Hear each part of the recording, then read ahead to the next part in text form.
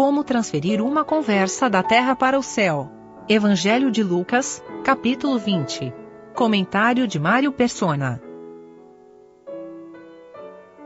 Quando o Senhor está falando com Nicodemos, em João, capítulo 3, ele fala: ninguém subiu ao céu, senão o Filho do Homem que está no céu. E ele é o que desceu do céu e veio a esse mundo também. E é interessante ali, é importante entender isso, porque alguém poderia dizer: não, mas Elias subiu ao céu, Enoque subiu ao céu. Não, ninguém subiu ao céu de moto próprio, de sua própria condição, de subir ao céu, de descer do céu, de subir ao céu, de descer do céu.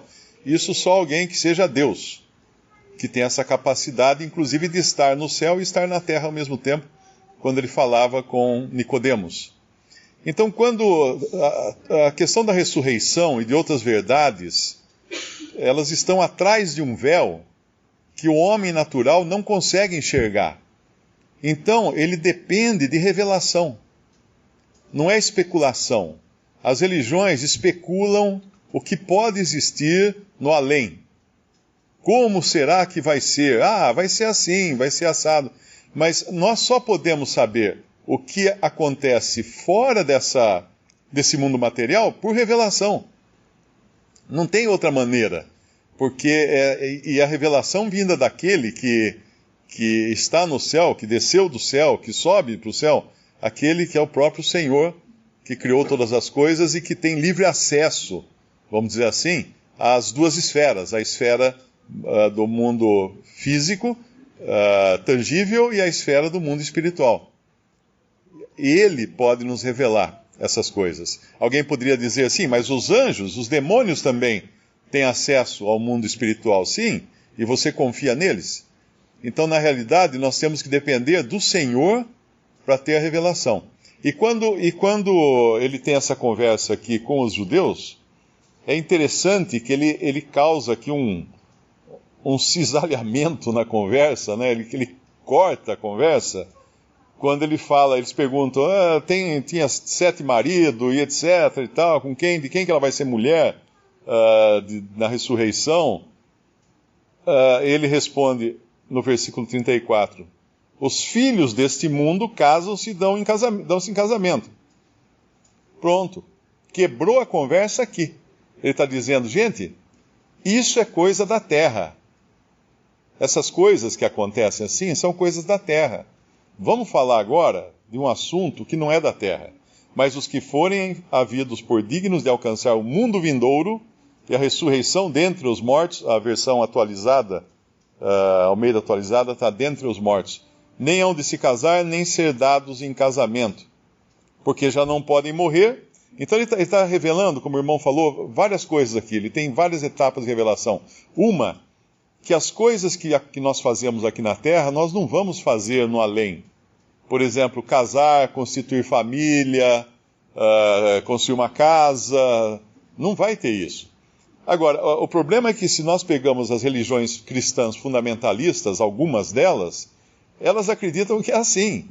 Porque vão lá no Antigo Testamento, pegam algumas profecias que falam da terra restaurada, do milênio, do reino milenial de Cristo, na terra restaurada. Então tem o boi comendo palha, o leão comendo palha junto com a ovelha, convivendo os animais selvagens, com a criança pondo a mão na toca da áspide, da cobra. Que maravilha, vamos viver num mundo feliz e contentes assim, mas não cabe todo mundo, essa questão também. No mundo, se fosse todos os salvos morar no planeta Terra, não caberiam. Tanto é que o milênio, o reino milenial de Cristo, é para os que sobrarem dos 7 anos de tribulação, os que entrarem vivos. E ainda não serão muitos, porque lá é dito que se o Senhor não abreviasse aqueles dias, ninguém se salvaria, ninguém entraria no reino milenial de Cristo. Então toda aquela figura bonita que a gente vê às vezes em revistas, em desenhos, daquelas pessoas vivendo em paz, com o marido, mulher, crianças em volta, isso é milênio. Isso não tem nada a ver com a igreja, não tem nada a ver com o céu. não tem nada a ver com o além. Isso é terra, isso é mundo material físico que ainda vai acontecer, mas no qual a igreja não vai habitar. Então ele faz uma distinção muito grande aqui, mostrando que nesse mundo as pessoas agem assim, casam, se dão em casamentos. Mas no mundo vindouro não. As coisas serão diferentes lá. E não só diferentes e não ter mais essa relação de pai, mãe, filho, filha, irmão, irmã, marido e mulher, mas também não ter classes ou posições. Lá em Gálatas ele fala em Cristo, já não há homem, nem mulher, nem servo, nem livre, nem judeu, nem grego, eu não lembro quais todas as distinções, mas ele também deixa lá em Gálatas, eu acho que é Gálatas 3, se não me engano, ele fala também que não há em Cristo essas distinções. Essas distinções fazem parte do mundo. É errado nós queremos falar que agora que cremos em Cristo, então o meu patrão não tem mais que dar ordem para mim, eu não tenho mais que obedecer meu patrão, eu não tenho mais homem nem mulher, então eu posso casar com homem e a mulher pode casar com mulher. Não é isso. É em Cristo. É em Cristo. E o que nós somos em Cristo aqui, embora na carne nós estejamos sujeitos ainda a todas essas limitações e posições humanas, o que nós somos em Cristo aqui, nós seremos em Cristo na glória, onde acabarão todas as diferenças, inclusive essas diferenças familiares, que às vezes alguns falam assim, mas que chato, né? Eu gosto tanto da minha mãe, será que não vou poder encontrar minha mãe lá? Não vai ser minha mãe? Ou eu gosto tanto da minha esposa, e lá não vou poder ficar com a minha esposa? É outra esfera. Os parâmetros que nós temos para viver num mundo físico não valem no mundo espiritual. Não valem. E isso é fácil de entender, porque nós viveremos eternamente nessa condição de ressuscitados no céu, e não vai ter um casamento eternamente. E, além disso, nós já estaremos todos comprometidos, né? Como igreja, teremos um esposo que é Cristo.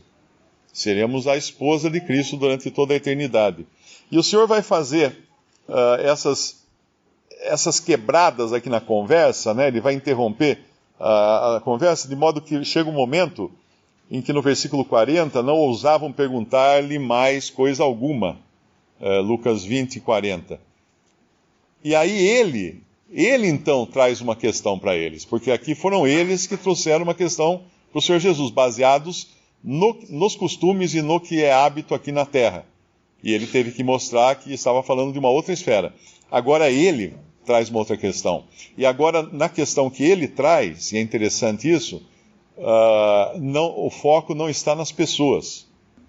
Ele eleva o nível da conversa. Ele vai falar da divindade agora. Visto como, ele lhes disse no versículo 41, como dizem que o Cristo é filho de Davi? Visto como mesmo Davi diz no livro dos Salmos, disse o Senhor ao meu Senhor, assenta-te à minha direita, até que eu ponha os teus inimigos por escabelo de teus pés. Se Davi lhe chama Senhor, como é ele seu filho? Não tem resposta lógica humana para isso. Porque uma pessoa não pode ser, ao mesmo tempo, estar numa posição acima de outra e ser filho dessa, a menos que ele seja Deus e homem. Por isso que ele vai introduzir agora aqui a sua divindade na conversa.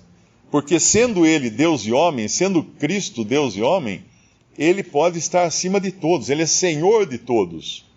Mas sendo ele homem, posicionalmente aqui na terra, ele era descendente de Davi. Então ele estava abaixo de Davi. E isso seria impossível para qualquer ser humano.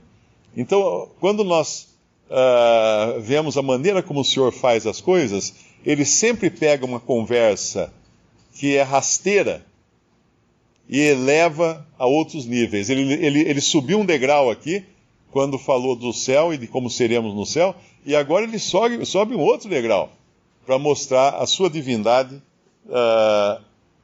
no versículo 44. E ouvindo no versículo 45, ouvindo todo o povo, aí ele vai falar para tomarem cuidado com os escribas, né? Mas essa questão que é importante, elevar a conversa.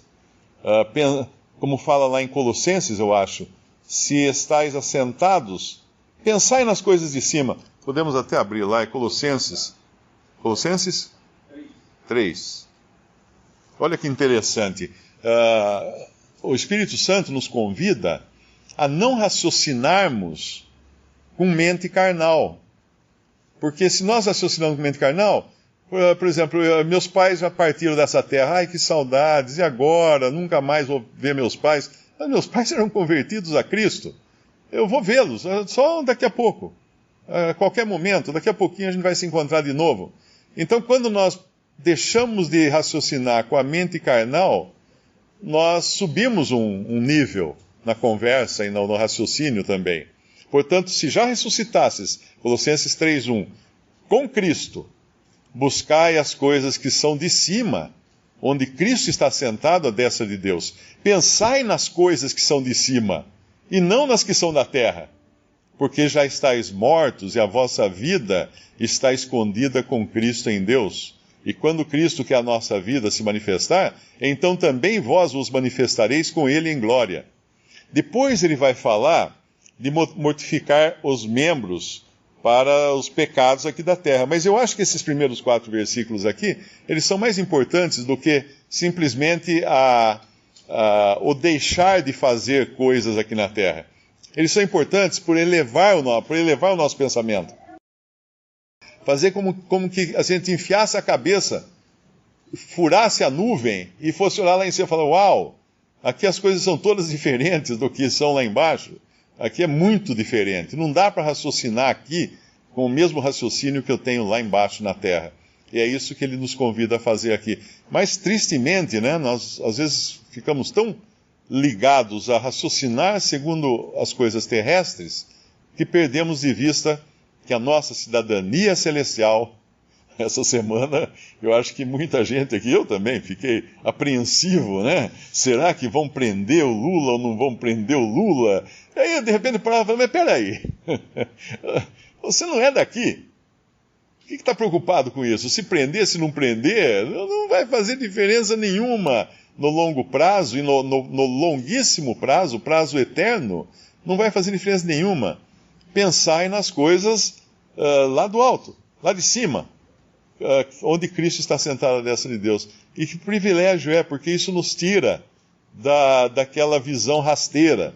A diferença entre os quadrúpedes e o ser humano é que os quadrúpedes não olham para cima. Não sei se todo mundo já notou que é difícil um quadrúpede olhar para cima. Um cachorro, né? Às vezes olha para cima, mas no dia a dia eles olham para baixo. Até pela própria posição que eles andam, eles ficam olhando para a terra. E o homem olha para o céu, ele tem o poder, ele tem a capacidade de levantar a cabeça, né? Falando assim, fisicamente apenas, mas nós temos essa capacidade agora em Cristo de levantar a cabeça e olhar muito além do céu. Com a importância de fazer o que o Senhor Jesus fez aqui, de elevar o nível da conversa, tirar da terra, levar para o céu e levar além do céu, levar para a pessoa dele como Deus e homem. Qual a importância disso? Isso, por si só, já é uma mensagem evangelística, né? Se a gente analisar no seguinte aspecto.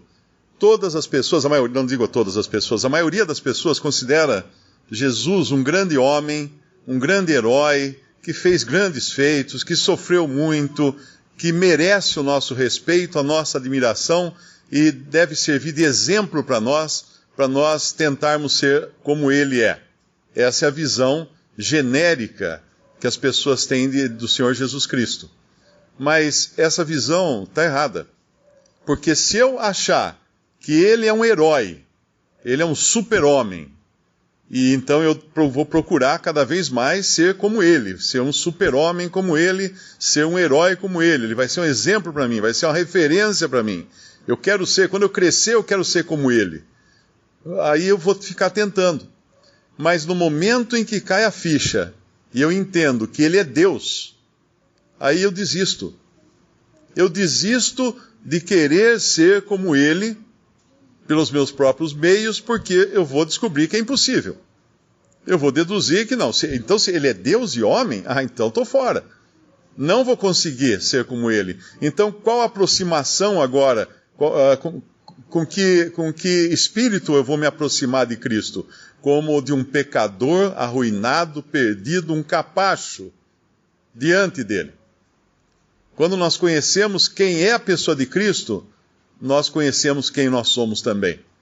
Porque aí o contraste é imenso, o abismo é tremendo.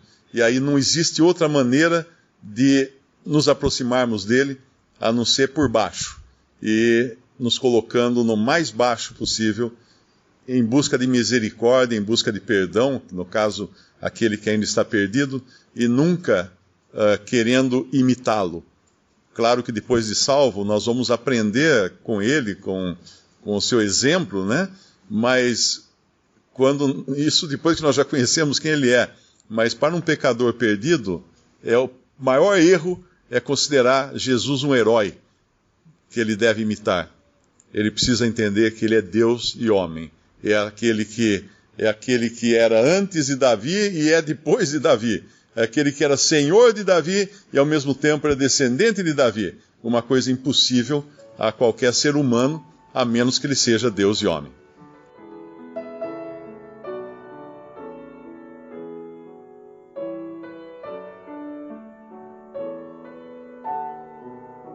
Visite Respondi.com.br. Visite também 3minutos.net.